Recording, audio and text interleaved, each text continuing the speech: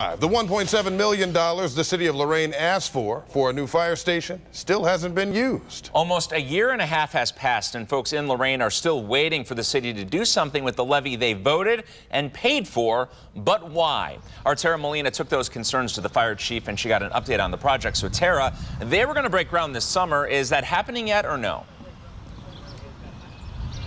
Well, Mike, the fire chief told me he's still holding on to hope. He's optimistic about breaking ground the end of this summer. And he also told me he understands why residents here are frustrated by this.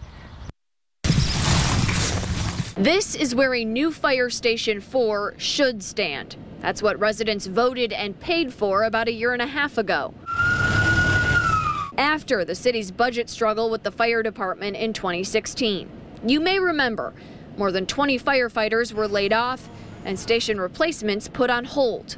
Then a state grant saved 22 jobs, and residents showed up at the polls and passed a 5-year property tax levy to maintain them and pay for a new station and improvements. We pushed for the levy for the new fire station to be built. The replacements and improvements, a public safety priority, since the current station serving this area is not centrally located. And check it out. It's nearly 100 years old. They need to fill the fire department right here where it's supposed to be. But folks here still waiting.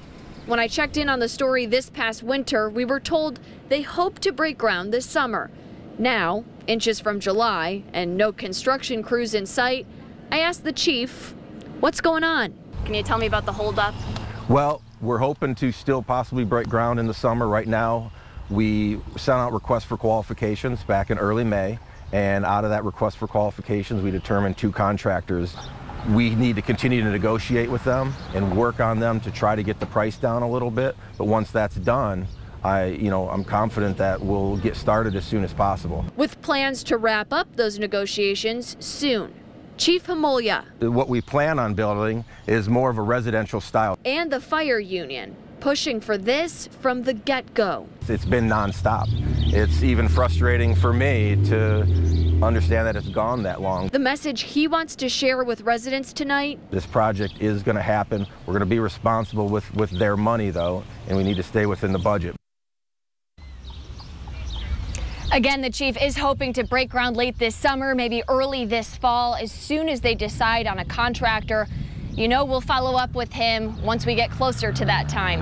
Reporting live in Lorain, I'm Tara Molina, News 5.